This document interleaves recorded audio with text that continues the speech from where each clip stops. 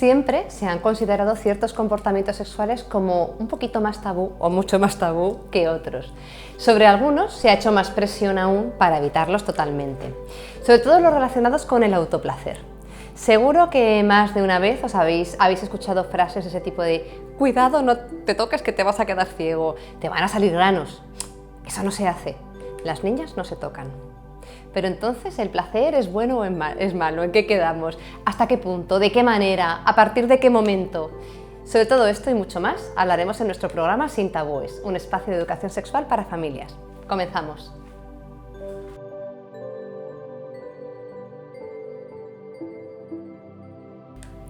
Tenemos algunas certezas respecto al placer. El cuerpo humano tiene terminaciones nerviosas del placer por todo el cuerpo. Esto es una evidencia y esto es innegable. Los y las bebés descubren el mundo a través de las sensaciones y si algo les da placer, tenderán a repetirlo y si algo les desagrada, dejarán de hacerlo. Según la predisposición mental que se tenga para el placer, se sentirá en mayor o en menor medida. Incluso algo puede encantarnos o producirnos rechazo según el momento, el lugar o la persona que lo haga. Y por otro lado, la naturaleza no da nada porque sí. Todo lo que tiene el cuerpo humano tiene una razón de ser. Entonces, ¿para qué tendremos capacidad de sentir placer los seres humanos? Bueno, la lógica nos mueve a pensar que será porque es necesario para algo. Fijaros, cuando un bebé nace, comienza en modo descubrimiento, en modo autoexploración. Desde que nacemos, los bebés exploran las manitas, las miran, las chupan, las huelen y si algo les gusta van a seguir repitiéndolo y si algo no, pues lo van a dejar de hacer, ¿vale? Cuando un niño o una niña se da placer, pues ¿para qué le sirve? Para conocerse, nada más y nada menos que para conocerse, para quererse, para aceptarse, para divertirse, ¿por qué no? Esto es algo también positivo, para desestresarse. Y digo yo, ¿hay algo malo en todo esto? No, en absoluto. Todo esto es más bien bueno. Lo que pasa es que vivimos en una sociedad que tolera un poquito mal aquello del placer y parece como si el placer fuera algo pecaminoso, un pecado capital que debiéramos de huir. Además, relacionamos incorrectamente la sexualidad infantil con la sexualidad adulta, cuando en realidad tienen objetivos bien diferentes, no tienen absolutamente mucho que ver en determinados aspectos, ¿vale? De bebés, cuando las cosas se hacen con placer, generan más conexiones neuronales y son mucho más potentes que si se hacen sin placer. Os pongo el ejemplo de los monos, ¿vale? Se hizo un experimento con monos en los cuales se colocaban en dos jaulitas diferentes, eran los mismos monos, pero, la misma especie, en jaulas que eran perfectamente similares en términos de espacio, de luminosidad, de temperatura. Lo que pasa es que unos monos tenían una mamá, digamos, como de alambre y los otros tenían una mamá de peluche. Cuando pasaron muy poquito tiempo, unas semanas, pudieron confirmar que los monos que se habían criado con la mamá de peluche iban a mamar a la mamá de peluche, crecían más y mejor, puesto que sus conexiones neuronales se habían hecho muchísimo más potentes. Estaban mucho más saludables que los monitos de la mamá de alambre. Así que imaginaros si todo esto es importante, ¿vale? Y respecto a los genitales, pues es algo también natural y es natural que un niño pues, se toque el pene con la mano, ¿vale? Que se frote contra algún objeto o que la niña cierre fuertemente sus piernas o que se enfoque con el agua de la ducha sobre el clítoris.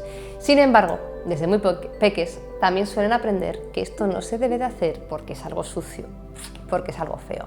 Así que es muy probable que lo sigan haciendo pero con un sentimiento muy agridulce o que dejen de hacerlo con un sentimiento bestial de culpa. Así que bueno, realmente tendría que matizar que hay muchas diferencias al respecto entre un nene y una nena cuando se toca a nivel social. Porque en los varones no está mal visto del todo, incluso además puede generar cierta sensación de complicidad y orgullo con el papi o con algún hombre de la familia, tras lo que se interpreta como un acto varonil de potencia y de masculinidad. Así que los chicos tienen pues, más permisividad social para darse placer. ¿Pero y qué pasa con las nenas? Bueno, con ellas es más bien otra historia, puesto que se espera que sean más inhibidas sexualmente e incluso muchas veces que carezcan de sexualidad hasta que lleguen a la pubertad. Estos prejuicios hacen que las niñas se inhiban muchísimo más en su placer y que lo consideren como algo sucio o malo.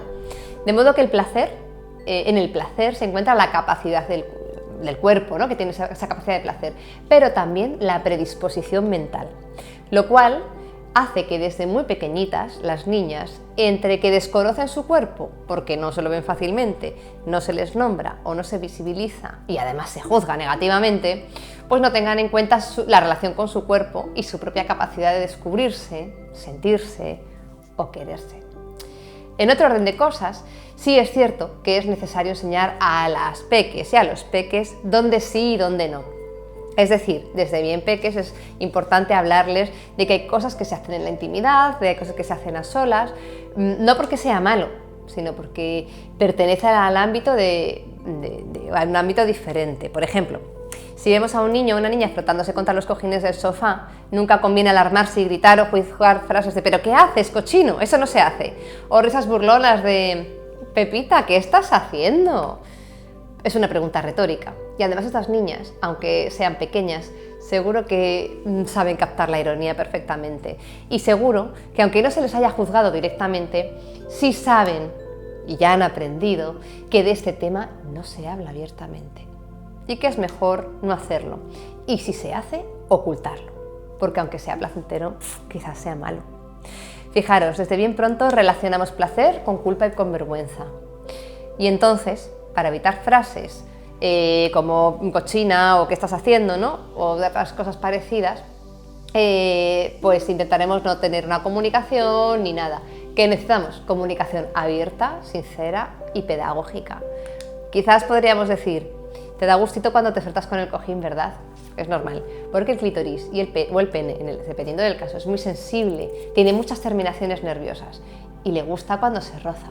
Pero esto no se hace en el salón, sino en la intimidad, ¿vale, cariño? En tu cuarto, a solas, con tranquilidad, con las manos limpitas, para disfrutarlo sin que nadie te moleste y que te pueda relajar a gustito. La cosa cambia. El concepto de autoestima sexual y de identidad cambiaría mucho y para mucho más positivo. No debemos ir en contra de la naturaleza, es que no sirve para nada bueno por lo menos, ¿vale? Y si no vamos a favor de esta, por lo menos recuerda, no vayamos en contra, ¿vale? La naturaleza no da nada porque sí. Y si tenemos unas formas definidas y una capacidad de sentir determinada, será por algo. Conozcámoslas para quererlas, respetarlas y sentirlas. Son la base de una buena autoestima y salud sexual.